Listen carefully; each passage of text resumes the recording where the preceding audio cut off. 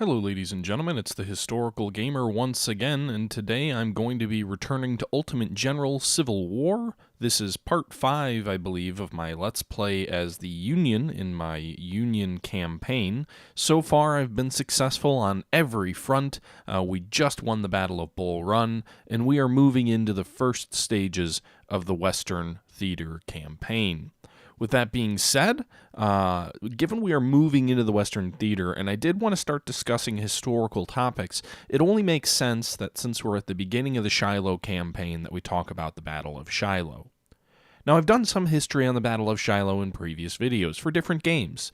I actually looked at the Battle of Shiloh in my Civil War Generals 2 series. However, the majority of those videos were actually taken from a live stream, as this video was, but the audio was not doctored or audioed or, discussed over, so it was a much more superficial discussion of the Battle of Shiloh. I ended up discussing the actual battle itself, but not much around the period before the fight. So I'm going to go ahead and do that. In this video, you're going to see the Battle of the Crossroads, which is the first of 3 battles, including the Battle of Shiloh in the Shiloh campaign. And in this video, I'm going to talk about the period leading up to the actual Shiloh campaign. Because the Battle of Shiloh, which was the bloodiest battle at the time in the Civil War, it was a 2-day fight engaging more than 100,000 soldiers on both sides. Some 40,000 Confederates and about 60,000 Union, although about 20,000 of those Federal forces didn't arrive until the battle was more or less over, or at least certainly not till the second day when the fighting kind of swung the other way. I'm not sure how many of those were engaged. But while the Battle of Shiloh was the largest battle at the time, and while there were more than 20,000 casualties on both sides, or total 20,000 casualties, it wasn't fought in a vacuum. This Herculean effort, this first of the great Civil War battles, was not fought in a vacuum. Interestingly, it's one of the few major battles, and when I say major, I mean, 20,000 plus casualties in the Western Theater. The Eastern Theater saw tons of battles like that. You had Antietam, you had Chancellorsville, you had Gettysburg, you had Second Bull Run. All battles which had more than 20,000 casualties between the two sides. Spotsylvania there as well, the Wilderness. Whereas, and my math may be off, but we'll just say 15,000 or better. But you don't have a ton of those kind of battles in the Western Theater. The Western Theater, interestingly, seems to be a little bit less bloody, although the maneuver and some of the actions which occurred were, if not more impressive than some of the things that occurred in the East, although much less covered. Grant's campaign around Vicksburg, for example, was a masterpiece of maneuver. Sherman's advance on Atlanta was, again, a masterpiece of maneuver. It's almost like the Western Theater was the Russian Theater in World War I, where you had too much land and not enough men, so there was plenty of room to maneuver. Whereas in the Eastern Theater, it was more like the Western Theater in World War I. Not straight trench warfare, at least not till the end during the Petersburg campaign, but much more constrained maneuvers. Lee certainly launched a number of very effective turning maneuvers. Specifically, Second Manassas would probably be the most impressive. But it's a much more constrained battlefield, and the same battlefields keep getting fought over again, over and over again. Whereas in the Western Theater, things were much more fluid. So with all of that being said, let's go back to 1861. In the fall of 1861, the Confederacy had just won the Battle of Bull Run. The Union had been driven back out of Virginia, at least out of most of Virginia, and the Confederacy looked somewhat stable. The Western Theater hadn't really gotten going yet. There wasn't a ton of action in the spring and summer of 1861. We should really call this the Central Theater, because there was actually quite a bit of fighting going on in Missouri, but in Tennessee, Kentucky, Mississippi, eastern Missouri along the Mississippi Theater extending to the Cumberland Mountains was relatively quiet in most of 1861. There were armies forming in Cairo, Illinois. There were forces that were being marshaled. This was principally, I believe, because the Union was working on ensuring the security of St. Louis, which was a key northern city. The loss of St. Louis would make basically any advance down the Mississippi completely impossible. And while it was never truly in danger, I don't believe, this had a stalling effect on any advances into Kentucky. Furthermore, the state of Kentucky had declared its neutrality at the start of the war and basically said, you guys can have this civil war. We're not sure if we're going to remain part of the Union. We're not sure if we're going to join the Confederacy. Just kind of leave us out of it. Let us be our own third party. We're the Union of Independent States, if you will. We don't want any part in this war. And the North at the time was somewhat willing to abide this. They didn't want to turn Kentucky against them. It kind of secured their central theater. It ensured, there was a flank on the west in Missouri. You had the flanks in the east in Virginia, and you kind of had this central area void of action. The South, meanwhile, was hoping the North would invade Kentucky. Their hope was that the North would race into Kentucky, turn the people against the North, and join the Confederacy. But when that didn't materialize, they made the decision in September, I believe it was, 1861, that they had to move into Kentucky. There were a couple of reasons for this. One specifically was the fortress or the bluff in Columbus, Kentucky. The Confederacy knew that the Mississippi River was absolutely critical to their ability to be a viable state. The Mississippi cut through the heart of the Confederacy. It split the eastern half of the Confederacy off from the western half of the Confederacy. Arkansas, Texas, the Oklahoma territories. Territories west of the Mississippi were at risk of having the Confederacy be cut in two if the Mississippi was to fall. And so, because of this, because the Mississippi was so important, and the Confederates knew the North would at some point try to take the Great Water, that they had to defend it. And they knew, unless they were going to fall way back into Arkansas or into southern Tennessee, the best spot to defend against a Union advance into the South via the Mississippi River was Columbus. So they made the strategic decision, Albert Sidney Johnson, the theater commander, to send Leonidas Polk into Columbus. They seized the town in Kentucky, and this is in southwestern Kentucky, along the Mississippi River, a bluff of more than 150 feet overlooking the Mississippi River, with a plateau near the top, a narrow waterway, a bend in the waterway that would make an advance south of Columbus incredibly difficult for any Union armada of fleets. Additionally, Johnson's entire defensive was a defensive of points. Columbus anchored his left flank. Albert Sidney Johnson was really the hero of the South in many ways. He was viewed in the same way that Robert E. Lee was, as the South's finest soldier, or one of the finest soldiers. A distinguished soldier from before the war, Jefferson Davis viewed him as the best Confederate general, and therefore he was given command of this central theater. I think he might have been given command of the whole West, but essentially he was in charge of the Mississippi River, Kentucky, Tennessee, and east toward Virginia. And so Johnson, lacking in soldiers, knowing that the North would have an overwhelming preponderance of forces, decided, in order to effectively guard the Confederacy, he had to establish a series of forts along the rivers leading into the South. It wasn't just the Mississippi. The Mississippi was the biggest and most prestigious of the rivers, but there were other rivers that seriously undermined more limited parts of the Confederacy. The Cumberland River, straight through to, I believe it was Nashville. The Tennessee River, south toward Shiloh and Savannah, Tennessee, and linked up with other rivers like the Duck River toward Columbia. In essence, there was this series of key river posts.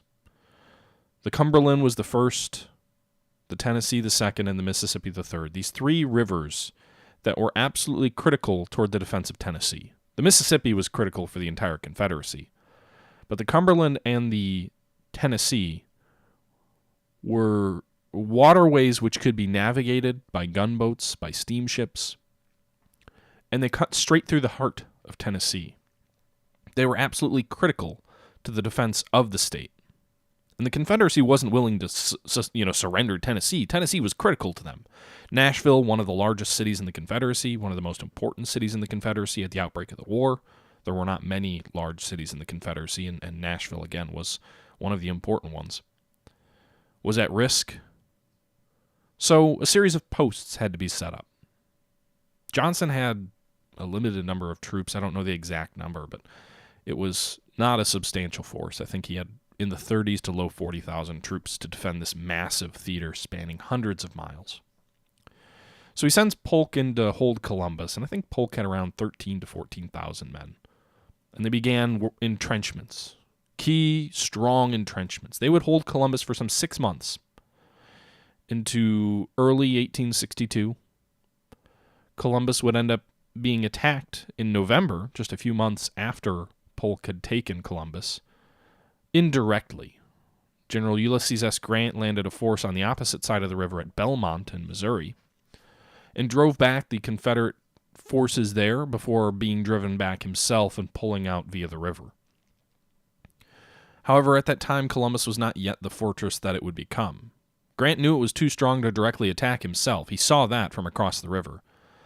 But later on, in the Confederacy's possession of this fortress, they would string a chain across the river with mines, or as they called them, torpedoes, out in front, so that any Union gunboat would have to navigate a series of mines that could be detonated electronically from the coast, and then they'd be held up by a wrought iron chain that spanned the river almost in the vein of Constantinople.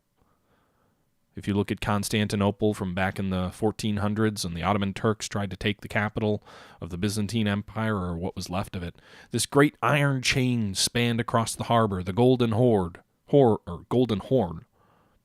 made it very difficult. You got an iron chain, it's going to be hard to move past this. And not only are you dealing with this chain that's across the water, you're also dealing with guns firing down on you from 150 feet. Plunging fire that could rip through even the best Union vessels of the time. Massive cannons called the Lady Polk, firing huge rifled shells. It was more formidable, probably, or could have been, than Vicksburg would be. At an advantageous bend in the river, and Vicksburg never had a chain, to my knowledge. And so, Columbus was the key, the anchor of the Confederate left. There were two other key posts further east, Fort Henry and Fort Donelson. Henry on the Tennessee, Donelson on the Cumberland.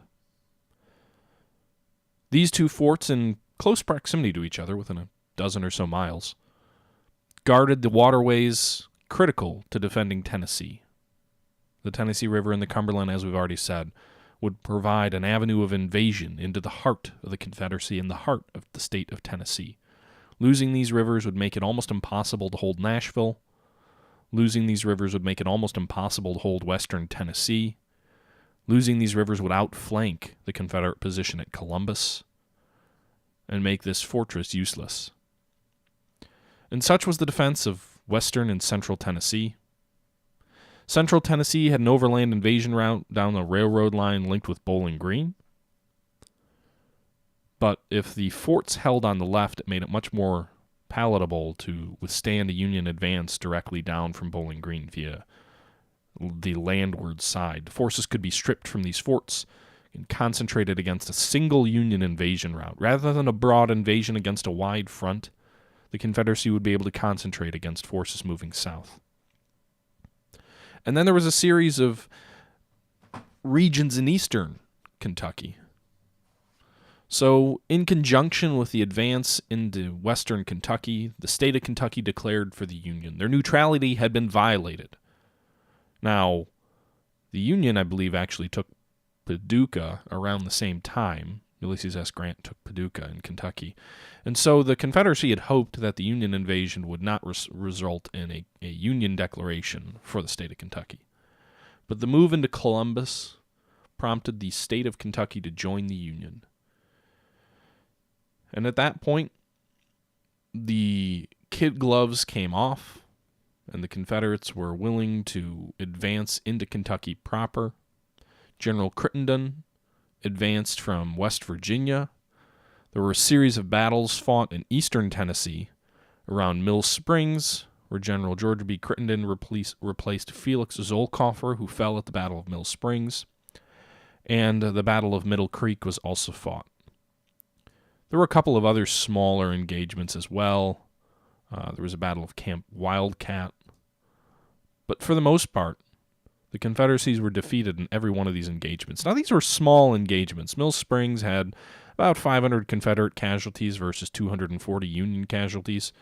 Between the two sides, only about 10,000 men were engaged. The Battle of Middle Creek was even smaller, less than 5,000 total between the two sides engaged.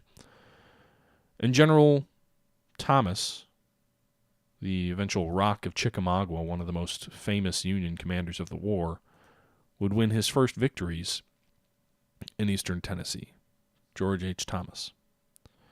But these victories were important in that they secured eastern Kentucky for the Union. The Confederates had no substantial forces in the east of the state.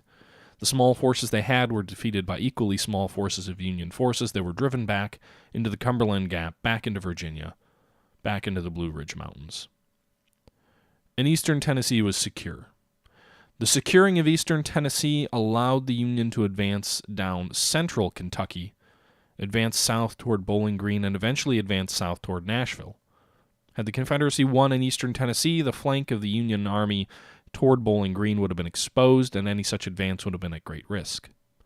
But this wasn't the only thing that was going on. The Battle of Mill Springs took place in January of 1862. The Battle of Middle Creek took place on January 10th, a few days before in 1862. So in early January of 1862, eastern Kentucky swung to the Union, irretrievably. As a result, in February, the Union began advances across the front. This check of the Confederacy secured the eastern flank. General Grant began to move. On February 6th, he attacked Fort Henry on the Tennessee River, and the first hole was punched in the western and central Kentucky and Tennessee defensive works. Fort Henry, a horribly placed fort, almost below water level, serious flooding led to its basically being flooded during the Union attack. The guns were below often the guns being fired at them. It's an odd circumstance where Union gunboats on the river could fire down into a fort, and yet that's what happened at Fort Henry. So a flotilla of gunboats and infantry under Grant just kind of sitting and watching allowed the Union to take Fort Henry with relative ease. The Battle of Fort Henry was only a single-day engagement, and the Union took this and kind of got maybe a little bit overly confident in what they'd be able to do. I think there were 3,000 to 4,000 Confederates there. They were able to evacuate the fort largely. About 70 Confederate casualties, 40 Union casualties, and some 15,000 Union troops just kind of sat and watched on their transports. But Fort Donelson was nearby, and so the Confederates pulled back to Fort Donelson on the Cumberland River. This is a key river in guarding the approaches to Nashville. And so the Union advanced just 5 days later on Fort Donelson. Fort Donelson, a much more well-placed fort. The Union gunboats sailed up on February 11th and attempted to bombard the fort, only to be repulsed by the heavy guns in the fort. The Confederates were ready. They had some 16,000 soldiers in Fort Donelson. And so the Union began to land troops and advance on the landward side of the fort, recognizing that the Navy was never going to force this fort. It was just too strong. The Union gunboats were armored, but they weren't true ironclads. They were tinclads, light armor placed along the sides. They were the first ironclads. They were riverboats, and so they don't get the same prestige as the Monitor and the Merrimack do, but they were the first armored boats in the Civil War.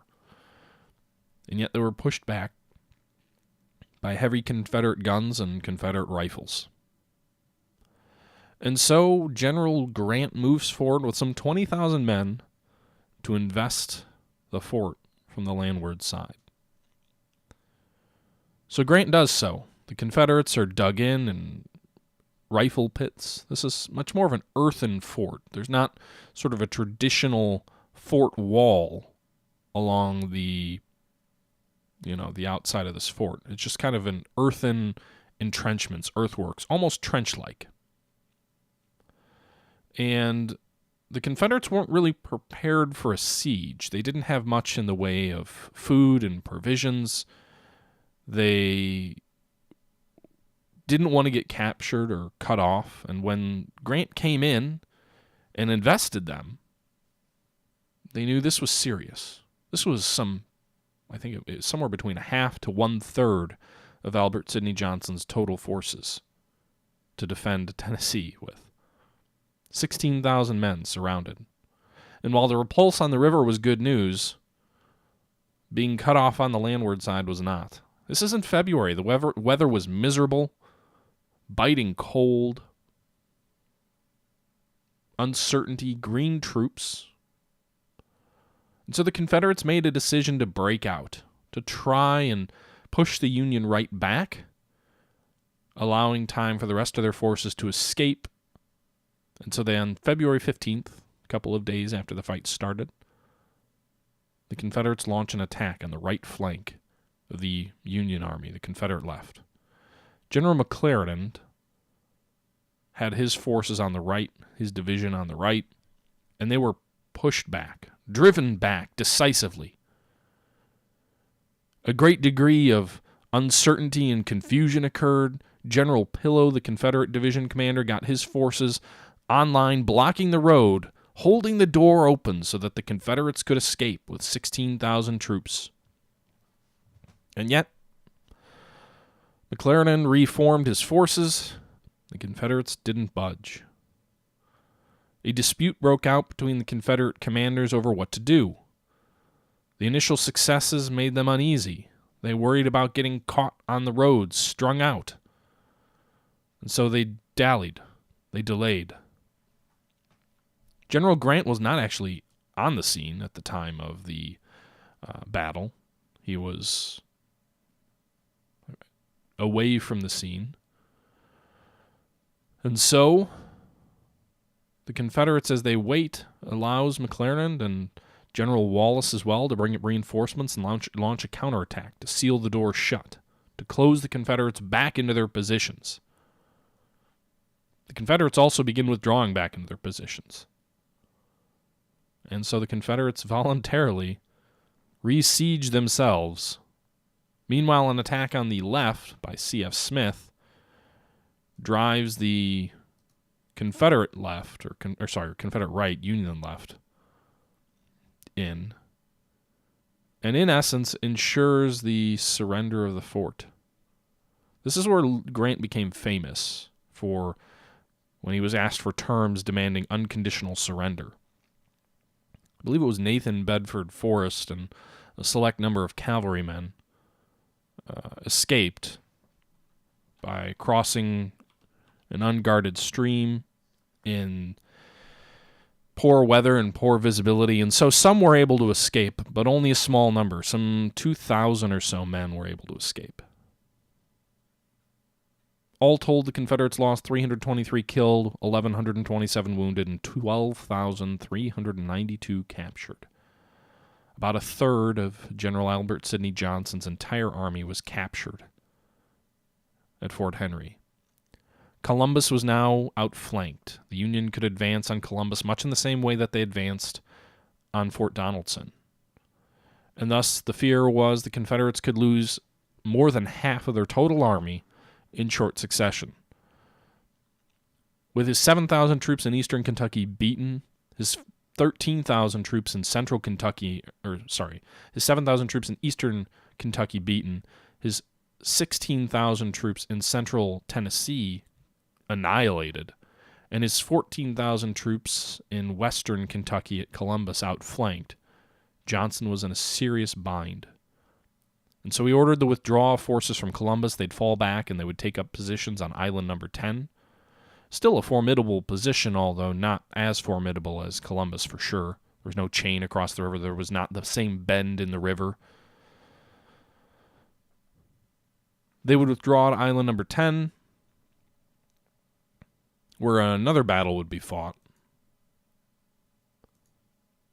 And Johnson needed to figure out what the heck he was going to do. Dramatically reduced in strength, he sent pleas to Jefferson Davis for assistance.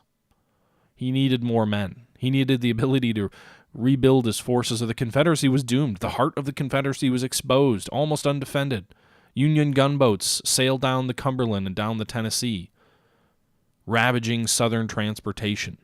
Union forces under Don Carlos Buell, advancing from Bowling Green, took the capital at Nashville on February 24th.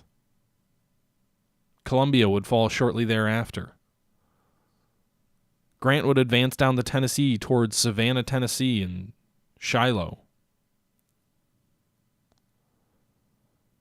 And General Pope would advance south toward New Madrid and Island Number 10 down the Mississippi. And so another Confederate force was dealing with a Union invasion further south from Columbus in early March of 1862 under John Pope. Grant had advanced many miles south of the Mississippi down to Shiloh, waiting for Buell to come up. Buell had taken Nashville on February 24th. And such was the situation in early 1862 that the Confederacy was in dire straits. Jefferson Davis stripped together 15,000 reinforcements, 5,000 from, I believe it was, New Orleans, and another 5,000 from other Gulf Coast forts, leaving key Confederate forts vulnerable to Union attacks. In fact, these 5,000 troops would have come in handy during the Battle for New Orleans. As a result, they were not there. 15,000 troops stripped from the heart of the Confederacy, making the Union Navy's blockade much easier to accomplish, as many Confederate coastal forts and towns would fall in the coming months, largely as a result of this. But these 15,000 forces, as well as some 10,000 men brought over from Polk, as well as the other 7,000 men that were rallied from eastern Kentucky and eastern Tennessee, amongst others, allowed Johnson to concentrate his force of some 40,000 men in southern Tennessee. His base was out of Corinth. I can't even say it. A key railroad hub for the Confederacy. Sorry, Corinth is actually in Mississippi. But a key railroad hub for the Confederacy. Grant was sitting and waiting at Shiloh or Pittsburgh Landing on the Mississippi, waiting for Buell to come up from Nashville.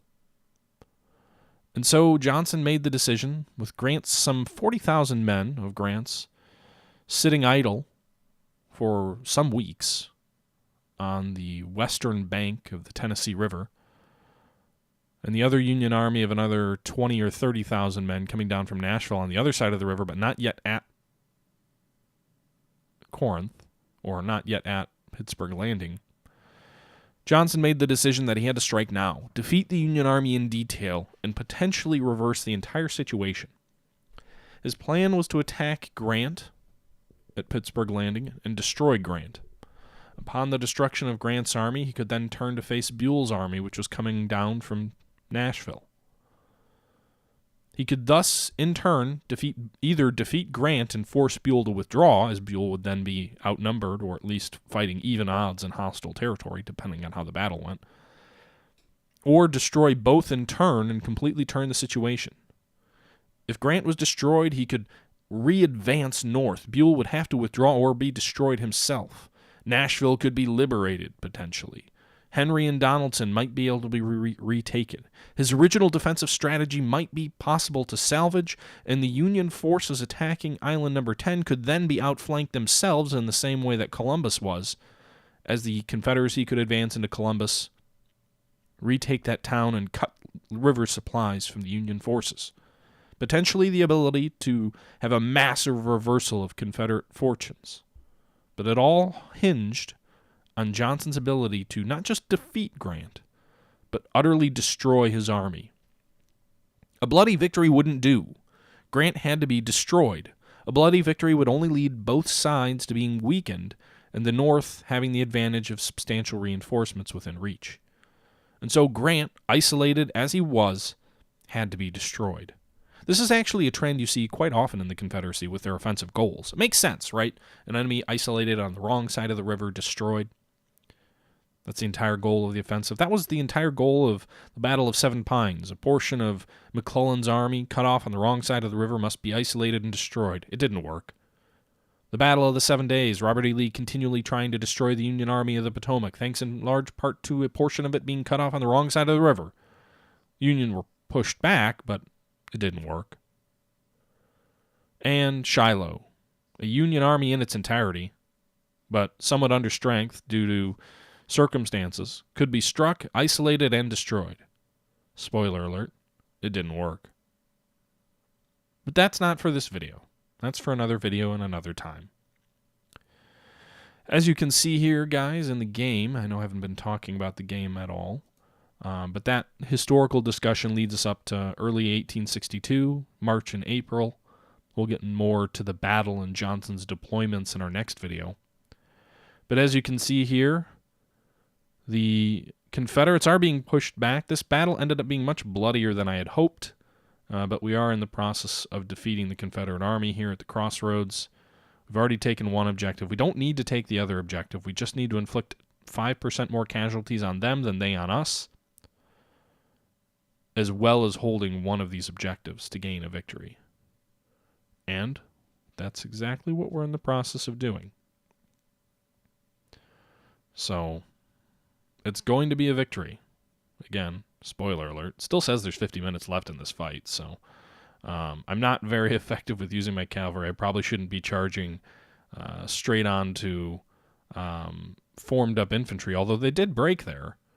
The Confederates did launch a counterattack on our left flank. They pushed a few forces back there once we took this first objective.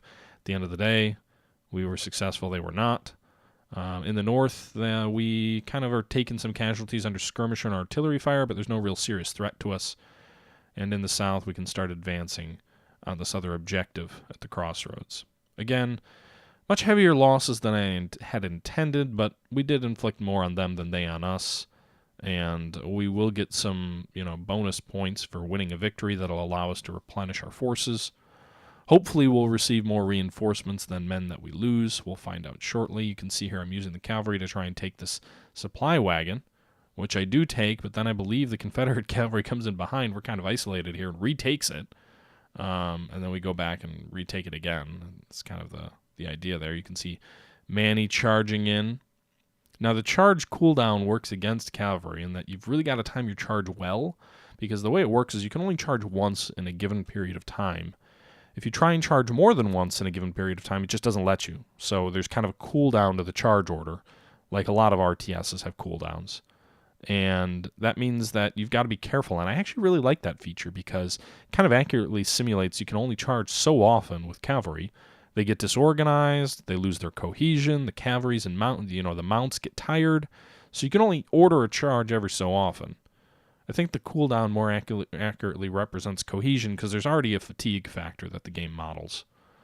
You can see here I'm going to try and get these supplies back. I'm not sure if we do. And I'm driving the Confederates back. Here you can see we're accomplishing our objectives and should be able to win this victory with only 30 minutes left. I do advance, but I'm kind of cautious about it because I don't want to go hell-mel charging forward and taking unnecessary casualties. But if you did notice at the start of the battle, the enemy was under strength because we had won the Battle of Bull Run, so they actually start this battle off weaker than they otherwise would, which gives us an advantage, and I like that. But I don't think I pushed too hard on this objective here in the south, just because there's no point in losing a bunch more casualties for really no gain. Anyway. So, I'll go back in, I'll go ahead and take that supplies. So I think the battle's about to come to an end here shortly. There's about 20 minutes left, but I'm pretty sure I fast-forward things. There we go, the cavalry charging in. Supplies are captured. Yes. And now I've got to turn to deal with these enemy cavalry, which are immediately going to come back. This is very much back-and-forth cavalry charges. It's kind of how my understanding of Gettysburg on the third day went, where there was just constant back-and-forth with Stuart and his cavalry versus the Union cavalry as well. You can see here some Confederates coming up from the south. Got a few brigades ready to deal with them. Confederates in the woods, which gives them a little bit better of a time to be able to hold their own. We drove those cavalry back, moved the supply wagons up by our horses, keep them safe. We've driven the enemy back north as well. There's skirmishers and their artillery. The enemy cavalry coming back in, trying to capture our supplies. But we won't have any of that. Anyway, guys, as this battle comes to a close, I hope you enjoyed the history. It was a little bit loose. I'm not citing direct facts, and I didn't, this is citing more from memory of the campaign. I did a little bit of research before, but I'm much more versed in the Eastern theater, so if there were any mistakes I made, please feel free to correct me, point them out. Just be polite about it. If you guys have any feedback on what you'd like to see going forward, please don't hesitate to shout out. The next video, we will talk about sort of the decision to attack Grant at Shiloh or Pittsburgh Landing, and the buildup of Confederate forces, the advance against Grant, the Green Army's inexperience in their move to go to the offensive, and then the early stages of the offensive against the Confederates, or against the Union forces at Gettysburg. I may provide a video somewhere in there before we actually get into Shiloh that kind of talks about some top Union commanders. We'll see. I've kind of got this idea that maybe I'd make like a most underappreciated commanders list. Guys like Thomas and Hancock, guys who weren't, well, Thomas was an Army commander, but there were a lot of commanders out there who were very effective for both sides. Claiborne for the Confederacy, for example, who didn't get the recognition that perhaps they deserved. Maybe they became famous too late in the war. Maybe they never held an independent command of their own. I'm not sure. As you can see there, the battle ended. We ended up outnumbering the Confederacy by quite a lot. They lost a little bit more heavy than us, but not substantially. I lost more men than I would have liked. But that's it, guys. That's the Battle of the Crossroads. Another victory for us in this Union campaign, and another increase in prestige. We gained more men than we lost in terms of recruits, gained over 100,000 money, so hopefully we can really efficiently and effectively rearm our forces. I'll try and get everybody as veterans, so in this end of the video here, you'll see I'm reinforcing these troops all with veterans. It seems like we can afford it both in manpower and in cost, the 24 guns! No, I'm not going to touch the batteries for now. So I'll try and get all my forces back up to full strength. I'll also use some Army organization perks to allow us to add a brigade to every single unit. And I believe I spend the other bit on lowering the cost of veteran replacements, because as you can see here, I'm a big fan of using veterans where we can, and we still ended up with more money and more recruits than we started the last battle with. We only had one career point. So actually, I don't think I adjusted the Army organization. I believe I ended up using this on, is it economy or is it training? Or I think it was training I used it on to lower the cost of veteran recruits, because it seems like we're going to go very strong on our veteran approach. I know that killed me in the Confederate campaign, but on the flip side of that, I want to make sure that I've got good troops, and the Union troops seem to not be at the same level as the Confederate troops in this game. So I want to make sure that I'm not, wasting experienced troops. So anyway, guys, that's going to do it for this video. I hope you guys enjoyed, and until next time, it's the Historical Gamer saying thank you for watching, and I'm out.